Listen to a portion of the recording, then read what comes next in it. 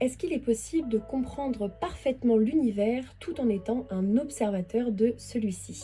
Voilà la question que je vous pose aujourd'hui, chers humains. Au cours de notre quête de sens, nous avons créé la science, une méthode de compréhension du monde qui nous entoure à travers l'observation et l'expérimentation. Cependant, l'observation objective que nous cherchons de l'univers découle malgré tout d'une perception qui, elle, est subjective. Afin de limiter au maximum ces biais, tout chercheur se doit de s'extraire au maximum de sa perception subjective en devenant plus ou moins une espèce de perception à la troisième personne, ce qui est un petit peu contre-intuitif et ce qui ne sera malheureusement jamais parfait. Mais alors, est-ce que cette réflexion doit nous faire douter infiniment de nos conclusions scientifiques?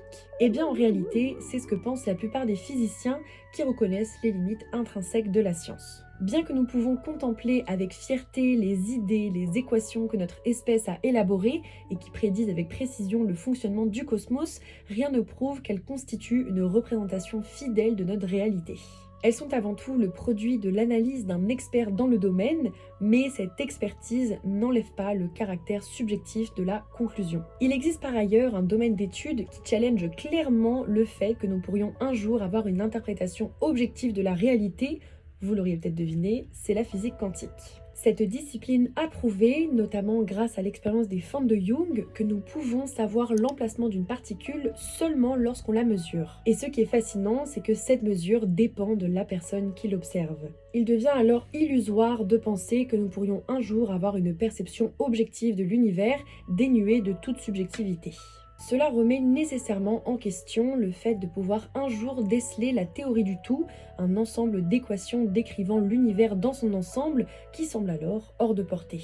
Le docteur en physique quantique Daniele Oriti nous transmet que nous pouvons seulement connaître l'univers de l'intérieur. C'est-à-dire que le mieux que la science puisse faire, c'est mettre en commun les différentes perceptions humaines et subjectives de l'univers dans la recherche d'un consensus. Peut-être qu'au final, il n'existe pas de réalité unique et que l'univers existe seulement pour être perçu de manière subjective, de manière phénoménale. Ou au contraire, peut-être qu'il existe une réalité indépendante de notre conscience. Cette question fait l'objet d'une profonde quête qui surpasse jusqu'ici les limites de notre perception. Et vous, qu'est-ce que vous en pensez? N'hésitez pas à me partager vos idées en commentaire. C'était Maggie's Planète, une chaîne sur laquelle on explore les merveilles de l'univers et de l'esprit à travers la science et la philosophie. Et moi je vous dis à très vite pour une nouvelle vidéo.